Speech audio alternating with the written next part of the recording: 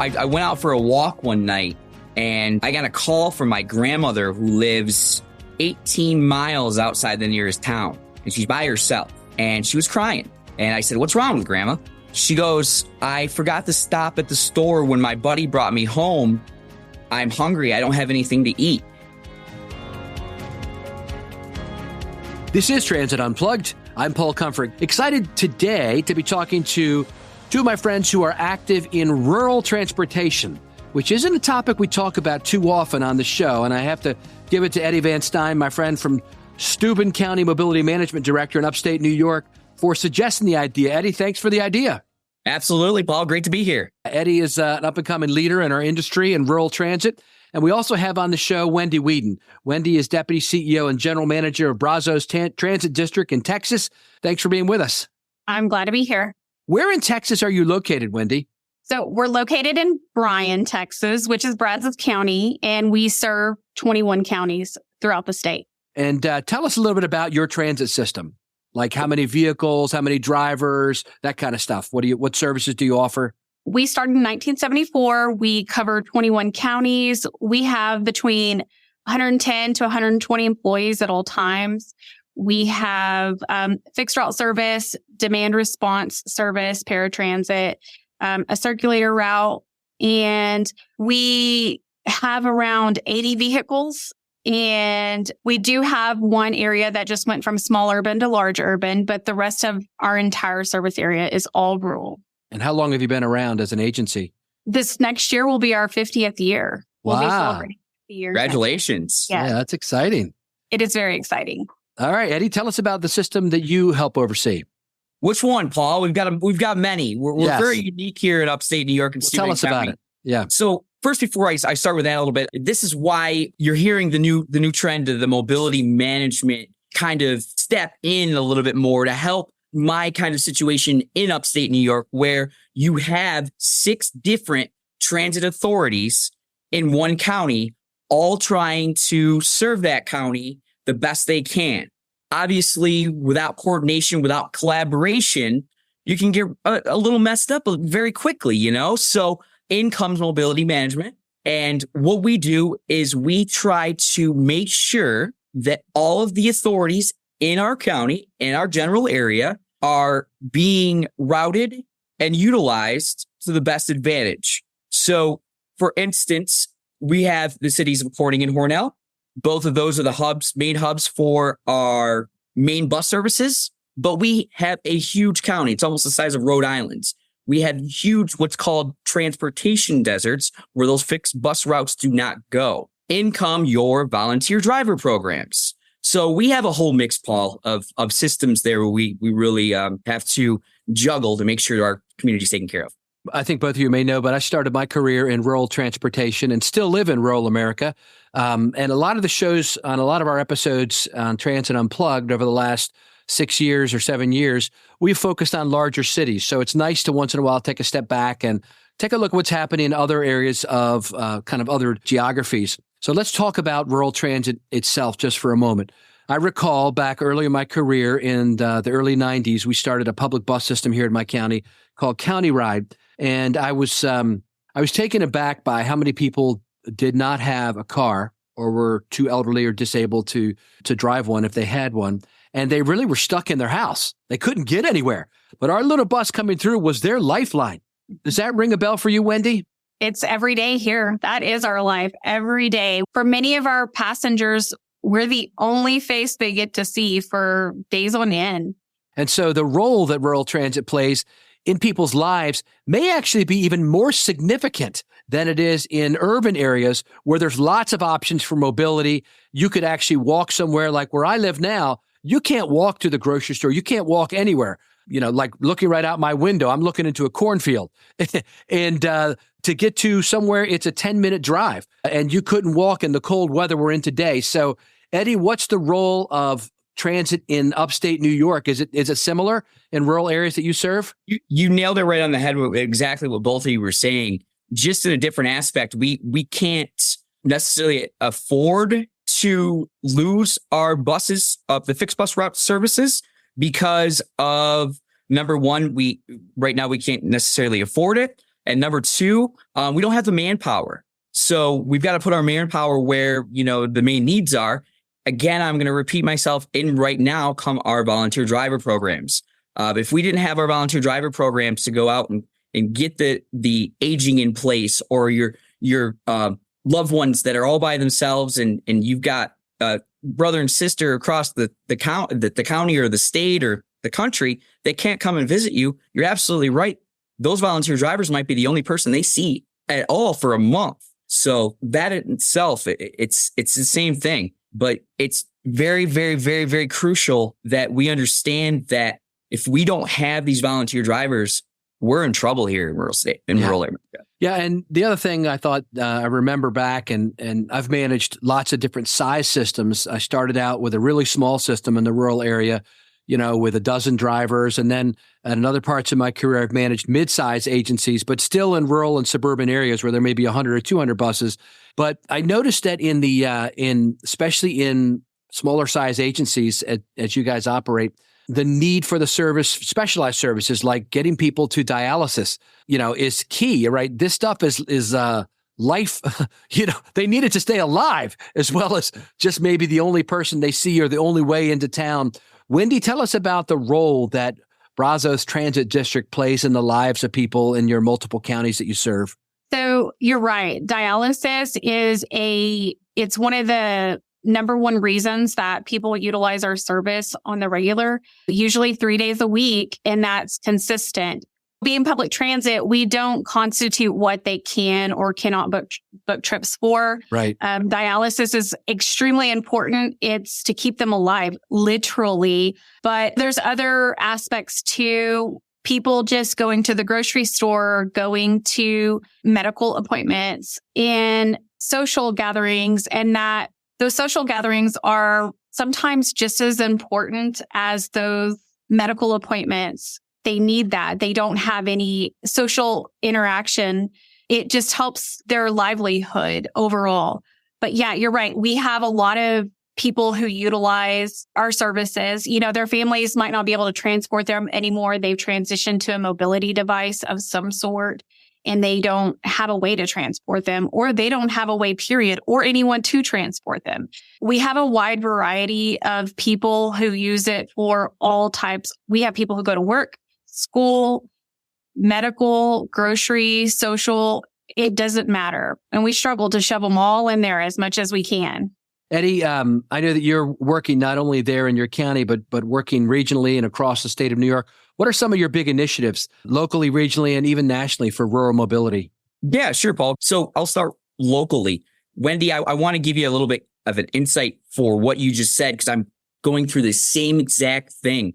I got a call from one of the local senior centers last week about the same issue. I went down there and met with the director. The issue is right now, the funding streams out there don't allow for the mental health funding for us to give them money to be able to get on the bus or whatever to go and do that.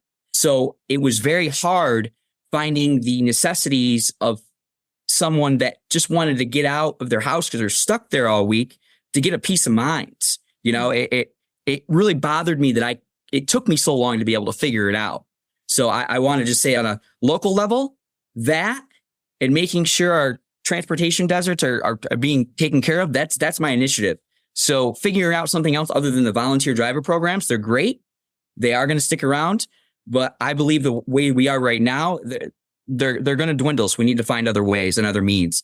Next, on a state level, I sit on the New York State Association for Mobility Management as a board of directors, where we have initiatives of making sure that we are collaborating with all of our national technical grantors that give us all the information to make sure that all of our mobility and transit professionals in the state of New York are getting the necessary tools that they need to get done what they have to do for their contracts and things. Because let's face it, in the city, everything's right in front of you.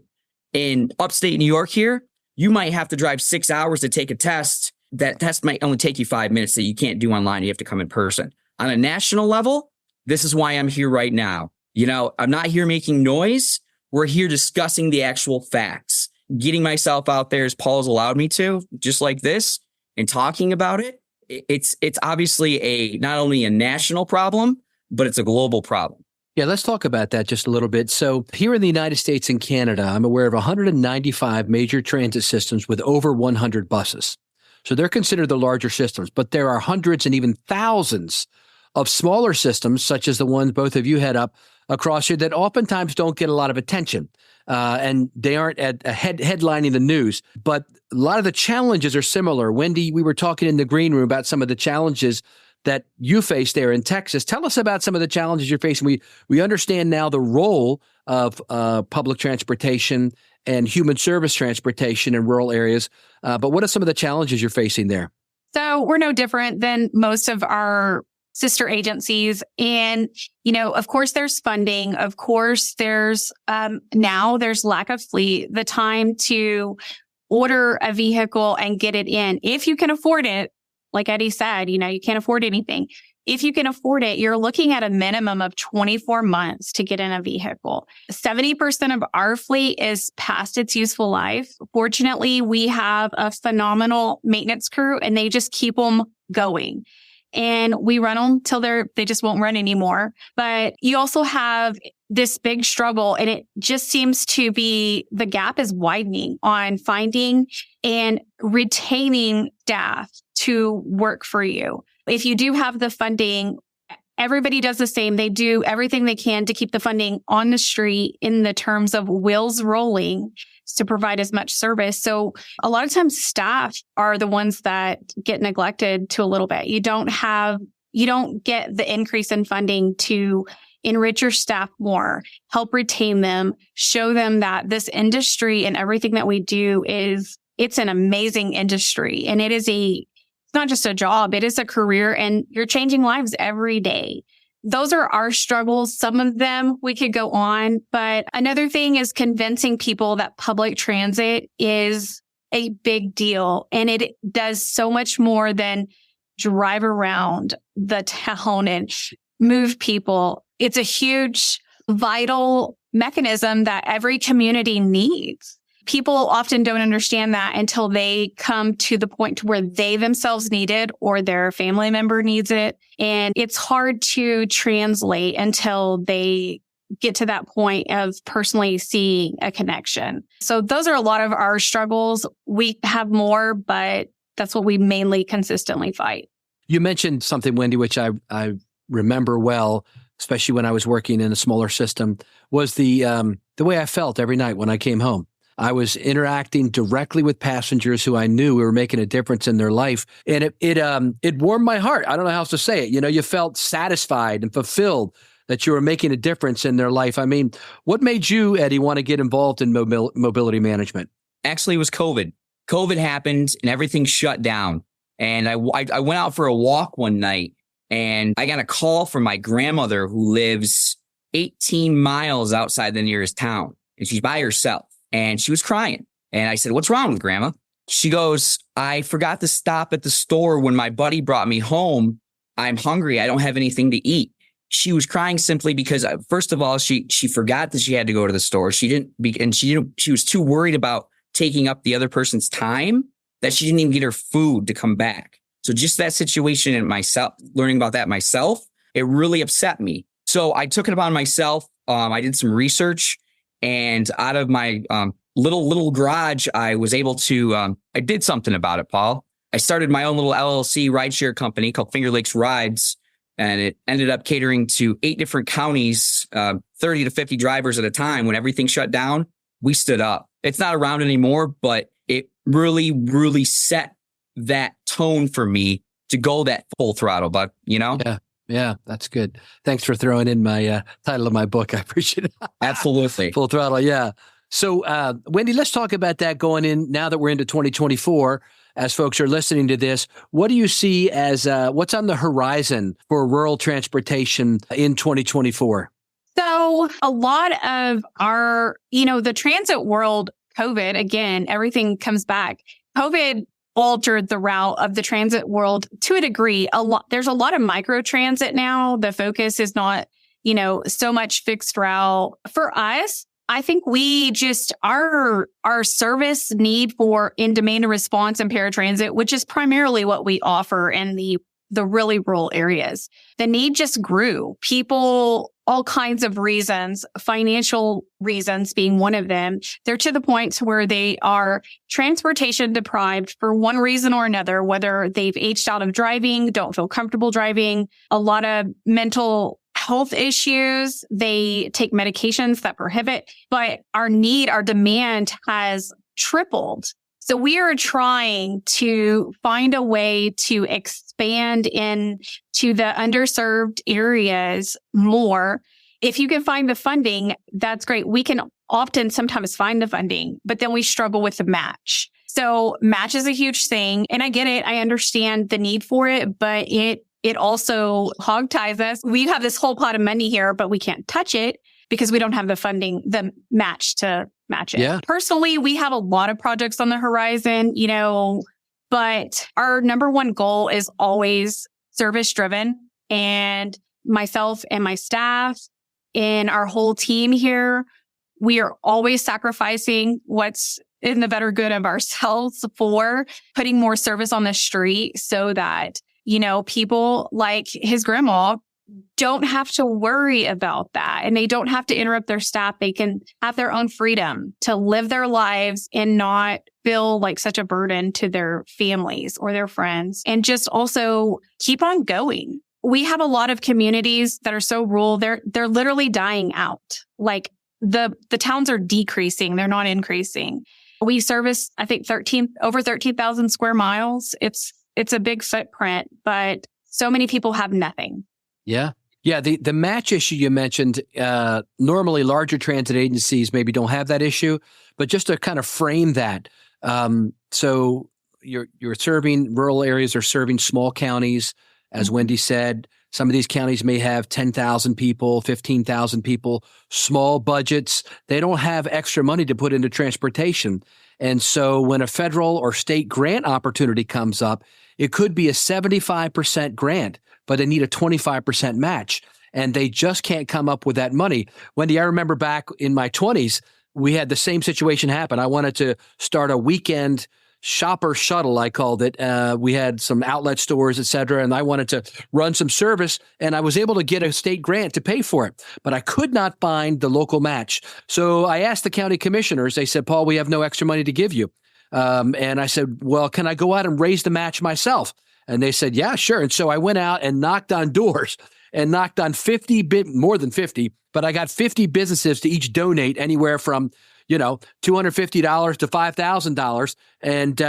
And over a course of a period of time, I was able to raise up enough money as a match, which they then donated to the county. And the county promised and used that money to match the state dollars and the federal dollars we got from the grant. Back then, it was called Section 18 grants. And we used that money to run the Shore Shopper shuttle for a while. I don't remember how long it went, but we had to raise some money ourselves. So sometimes you got to be creative. Maybe not a bake sale, but there's other ways to raise money, and you have a win. Eddie, tell us about your biggest win from this year. My biggest win? Well, my biggest win probably is, number one, understanding that the only way that rural communities like mine are ever going to evolve is by collaboration and breaking down those silos. That is huge. It is ultimately huge. And number two, just as important, knowledge of service and letting know the people that live in more urban areas that have a little bit more control over funding and things like that we are here and we need just as much attention than the cities and urban areas do. Yeah, a big part of what I found in rural areas, I was the president of the State Transit Association in Maryland called TAM, Transportation Association in Maryland, for a few years, and was real active with co-chair of the State Medical Assistance Transportation Task Force back in the 90s. And what I saw is what you talked about, breaking down those silos, Eddie. There were a lot of services that got transportation dollars and that sometimes they overlapped each other. So, for instance, I ran a senior center shuttle, and there was an adult daycare center that had offices in the same building as our senior center. They had services there, and they had their vans and I had my vans, and we ran out down the same streets, picked up people on opposite sides and brought them back to the same building. And I remember thinking how silly that was and why couldn't we coordinate? And the further I got into it, it was insurance regulations that would not allow us, for the Department of Aging, to pick up their clients or vice versa. It's those kind of barriers, I think, that rural and suburban areas continue to break down. Wendy, thank you for sharing with us. Are there any other final thoughts you want to share as we close out, kind of taking a look at the topics that surround rural transportation? I love to educate people on what public transit truly is, not what they think it is, and what it means for the people that utilize it. I don't think people always fully stop to grasp that it helps people be financially independent and keeps them off of welfare programs and keeps them alive and keeps children going to school sometimes. There's so much more to it. And I think once people start learning and just start looking into it a little bit more, it changes their perspective. And that goes for users as well. It's a lot of things. It's not just public transit. It's not just for indigent or low class or medical needs. It's everything. And Eddie, any final thoughts from you? I'll just say that, of course, we all have our own specific situations in everywhere of the country. But I will say that not just nationally, but on a global basis now, we are facing a huge epidemic. And I will say that's mental health. And that is falling upon everything. And we need to remember that we need to fix ourselves first before we can fix everything else. And that's where it starts. And then again, breaking down those silos and collaboration is key. Easy as that. Very good. Well, as we wrap up, I want to thank my friend Scott, who's head of CTAA, the Community Transportation Association of America, for suggesting you, Wendy, as a guest on the show. And thank you, Eddie, for helping organize this great look at what's happening kind of in some places that sometimes get forgotten in all the hubbub of the latest high-speed rail and the latest big transit news, that a big part of our country, what they oftentimes call flyover country, not in the coast, and even though, Eddie, you and I are on the coast, but a lot of the country is providing public transportation in multiple ways. They're blending funding streams when it comes from medical assistance transportation, whether it's coming from human service transportation or 5311 funds and all these different sources of funds putting together and putting them under county and city transportation programs that are run oftentimes by people who are underpaid, underappreciated, but whose value is dramatic in the lives of the people they serve. And they may not be serving hundreds of thousands of people a day. Maybe they're only serving 300 or 400 people a day. But for those people, it is a lifeline to get to the services they need. And Wendy and Eddie, I think you've been able to describe that in very great detail today for our listeners. Thanks again for the work you do. We wish you the best as you continue in this year of making a difference in other people's lives. Thank you. Thank you so much, Paul. Hi, this is Tris Hussey, editor of the Transit Unplugged podcast. Thank you for listening to this week's episode with our special guests, Eddie VanStein and Wendy Weedon. Coming up next week on the show, we go from the small towns to the big cities with Eve Wiggins, Director of Transit at Mississauga Transit in Mississauga, Ontario, where we learn about her secret sauce for increasing ridership 27% year over year and at 109% of ridership since 2019. If you want to stay up to date with everything going on at Transit Unplugged, make sure you subscribe to our newsletter. You can subscribe at transitunplugged.com. Transit Unplugged is brought to you by Modaxo. At Modaxo, we're passionate about moving the world's people. And at Transit Unplugged, we're passionate about telling those stories. So until next week, ride safe and ride happy.